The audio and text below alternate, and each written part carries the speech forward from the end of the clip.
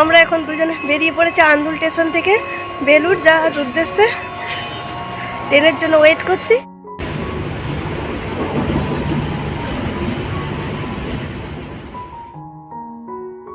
চলেই এসেছি বেলুড়ে। এটি হলো বেলুড়ের মেন গেট। 11টা বাজতে আর 5 মিনিট বাকি, আর তাড়াতাড়ি হাঁটছি। প্রচণ্ড রোদ্দুর। 11টার মধ্যে খাবারের টিকিট কাটতে হবে, তো তাড়াতাড়ি হাঁটতে হচ্ছে। দুপুরের প্রসাদ গ্রহণ করবার জন্য যে টিকিট কাউন্টারে টিকিট কাটতে হবে, গিয়েই দেখছি এক লম্বা লাইন। ওকে বললাম ঝটপট গিয়ে আমাদের টিকিট দুটো কেটে নাও, আবার টাইমের মধ্যে না কাটতে পারলে আর টিকিট পাওয়া যাবে না।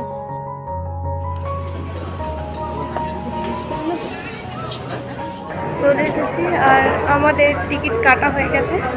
এটা দেখে নাও, খাবারের কুপনের টিকিট। এখানে কোনো মিনিমাম কোনো রেঞ্জ নেই যে এই টাকাতে খাবার বরাদ্দ। তুমি যত পারবে বা যেটুকু সামর্থ্য অনুযায়ী দিয়ে খাবার টিকিট নিতে পারো। আর আমাদের একটা প্রসাদও দিয়েছে টিকিট কাটার সাথে সাথে। এই যে প্রসাদ, এখনো খুলে দেখা হয়নি, অর্থাৎ বাড়িতে যে খুলে দেখে। এখানটা খুবই সাজানো গোছানো আর আমার খুব ভালো লাগছে। আর এমনিতে আমার শরীরটা খুবই খারাপ, ঠান্ডা লেগেছে, তাই ঠিকঠাকভাবে কথা বলতেও পারছি না। চলো ওটাটা তোমাদেরকে একটু ঘুরিয়ে দেখিয়ে দিই। টিকিট কাউন্টারের ঠিক পাশেই ছিল এই কাঁঠাল গাছটা। এত কাঁঠাল ধরেছে আর এত অপূর্ব দেখতে লাগছে গাছটা, অসম্ভব সুন্দর।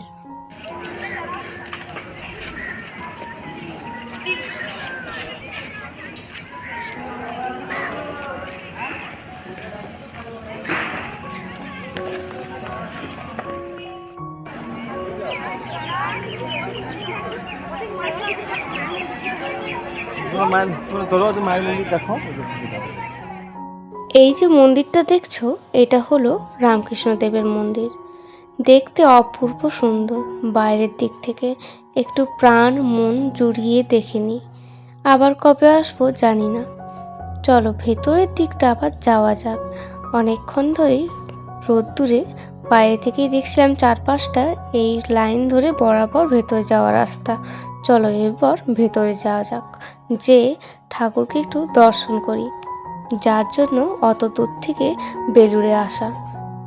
ঠাকুরের দর্শন করে নিজের মন সার্থক করি আর প্রাণও ভরিয়ে তুলি।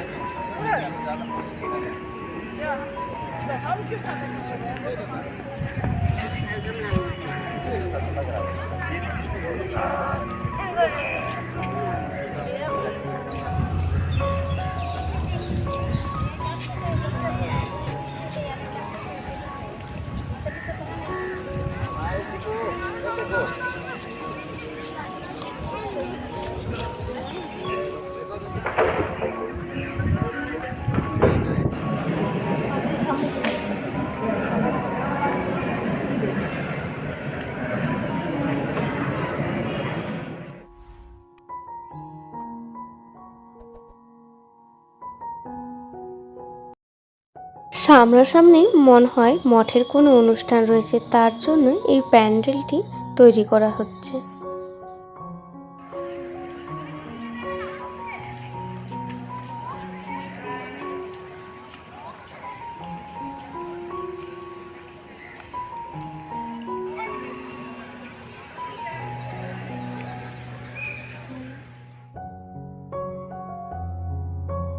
এই যে লম্বা লাইনটা দেখছো, এটা কিসের লাইন বলো তো?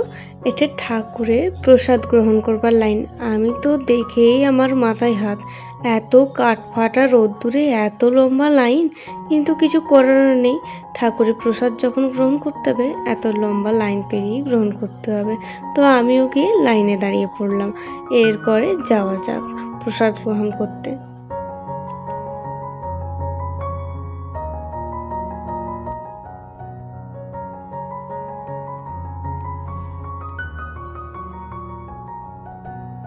আপাতত আমরা দুজনে খাবার খেতে যাচ্ছি।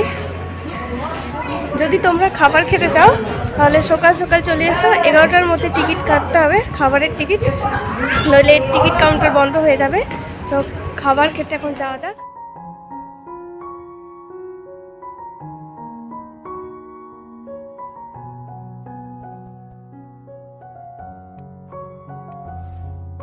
এই যে তোমাদের হলরুমটা দেখাচ্ছি, এটা হলো ঠাকুরের প্রসাদ গ্রহণ করবার হলরুম। এইখানেতে প্রতিটা মানুষ বসে এভাবে খাবার খাবে। যদিও বা এই অভিজ্ঞতাটা আমার প্রথম, আর বেশ মজাই লাগছিল, এক অন্যরকম অভিজ্ঞতা। শয়ে শয়ে মানুষ একসাথে বসে ঠাকুরের প্রসাদ গ্রহণ করছে। দুপুরের খাবারে ছিল খিচুড়ি, বাঁধাকপি, চাটনি, পায়েস, যেটা খেতে অপূর্ব সুন্দর। শয়ে শয়ে মানুষকে একসাথে পরিবেশন করছে এবং শয়ে শয়ে মানুষ একসাথে বসে তৃপ্তি ভরে ঠাকুরের প্রসাদ গ্রহণ করছে।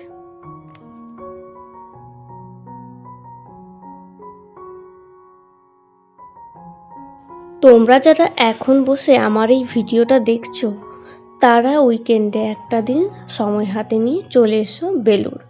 আশা করি তোমাদের সকলের খুব ভালো লাগবে। আমার তো এখানে এসে অনেক নতুন এক অভিজ্ঞতা হলো, আমি দেখলাম, আর অসম্ভব সুন্দর লাগছে জিনিসটা। ঠাকুরের প্রসাদ গ্রহণ করবার স্থানটাও অপূর্ব সুন্দর। আর এখানে আসবার পর চোখ প্রাণ দুই ভরে যাচ্ছে। তোমাদের কি আর বলি, অবশ্যই তোমাদের আসলেও এখানটা খুব খুব ভালো লাগবে।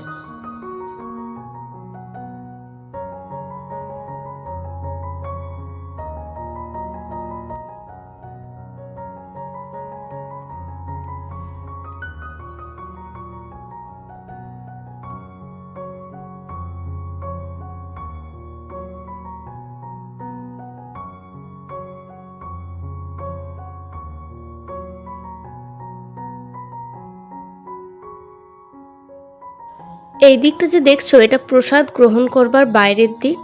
প্রসাদ গ্রহণ করবার পর বাইরের দিকে আমি চলে এসেছিলাম। এই দিকটায় শয়ে শয়ে কল রয়েছে, যেখানে প্রসাদ গ্রহণ করবার পর তোমরা হাত ধুতে পারবে। আমি এখানে এসে হাতটা ধুয়ে নিয়েছিলাম। এরপর সোজা চলে গিয়েছিলাম ইউনিভার্সিটির মেন গেটে। ইউনিভার্সিটির গেটে যে আমি ওয়েট করছিলাম আমার স্কুল ফ্রেন্ড সুপর্ণার জন্য। ও এখানে সংস্কৃতে MA করছে, গ্র্যাজুয়েশনটাও এখানে কমপ্লিট করেছে। এরপর ওই জন্য অনেকক্ষণ অপেক্ষা করবার পর, দেখা হওয়ার পর আমরা ইউনিভার্সিটির ভেতরে ঢুকছি। তো আমার অনেক পুরাতন এক বান্ধবী। ফাইনালি অনেকক্ষণ রাত আমার সাথে সুপর্ণার দেখা হলো, আর আমার বেশ ভালো লাগছে। ওর পড়াশোনা আমার ভালো লাগছে। স্কুল লাইফের বন্ধু স্পেশালি আলাদা। ওর জন্য একটা গিফট আছে, ওটা দাও।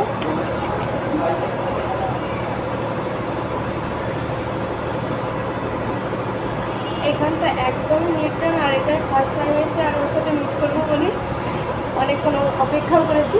অপেক্ষার অবসর মিলেছে।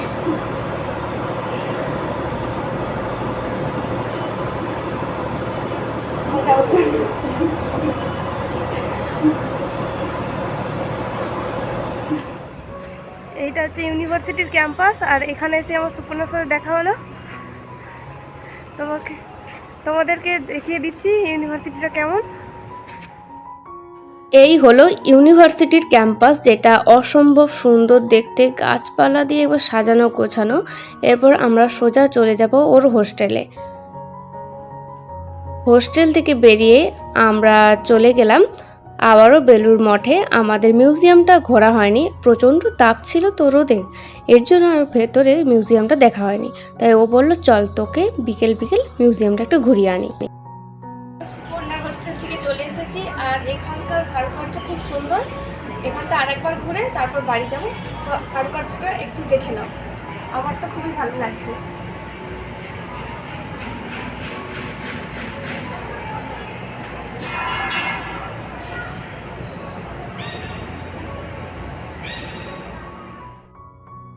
এই যে সুন্দর সুন্দর ডেকোরেশনগুলো দেখছো, এটা মিউজিয়ামের বাইরের দিকটা অপূর্ব সুন্দর করে খোদাই করা ডেকোরেশন করা আছে।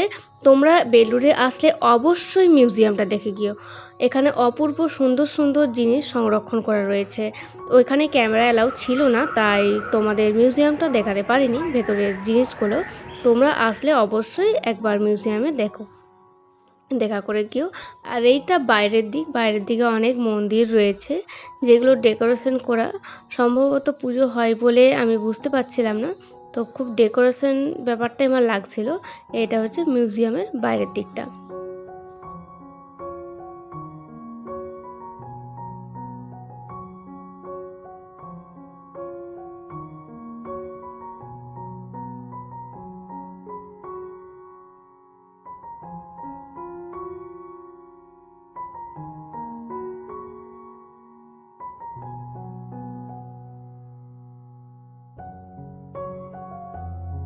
দুপুরে এত রোদের ঝলকানি যে ভালো করে মঠের মন্দিরগুলো দেখতেই পারছিলাম না। বিকেলবেলা অপূর্ব সুন্দর লাগছে বেলুড় মঠটাকে।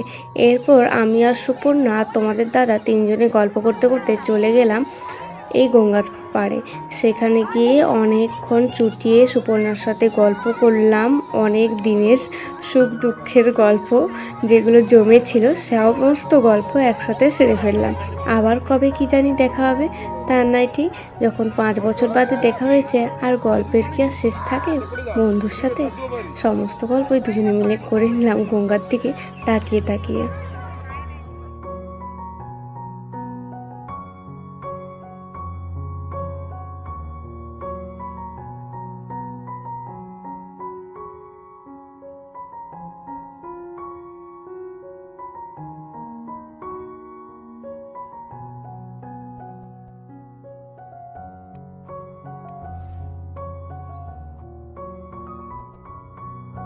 গঙ্গার অপূর্ব সৌন্দর্য আর মধ্যে দুই সখীর গল্পের নেই শেষ। গল্প করতে করতে অনেকটা বেলাই গড়িয়ে গিয়েছে। বেলা গড়িয়ে একেবারে সন্ধ্যা হয়ে গিয়েছে। এখনও বলল, আসল বেলুড়টাই তো তুই দেখিসনি। আবার আসল কি বেলুড়?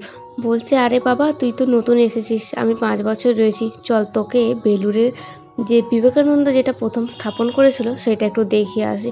আমি বললাম চল তাহলে দুজনে মিলে সেখানে একটু ঘুরে আসি। বলে আমরা তিনজনে মিলে, আমি সুপর্ণা আর তোমাদের দাদা, তিনজনে মিলে আবার চলে গেলাম পুরাতন বেলুড়ে। বলে সেখানটায় চলে আসবার পর দেখছি অপূর্ব সুন্দর। সেখানটা না এলে আসবারটা বেলুড় আসাটা আমার সার্থকই হতো না।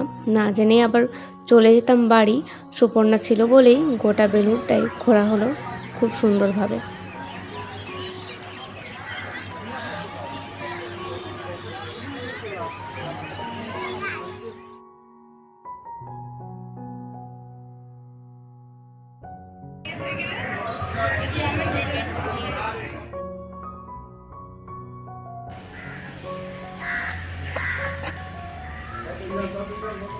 গেছিস এটাতে? না, ইচ্ছে আছে আর কি।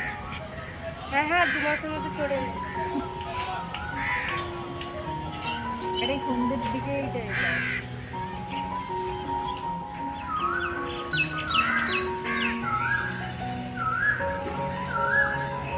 এখন যে বাড়িটা দেখাচ্ছি এটা হলো শারদা মায়ের বাড়ি।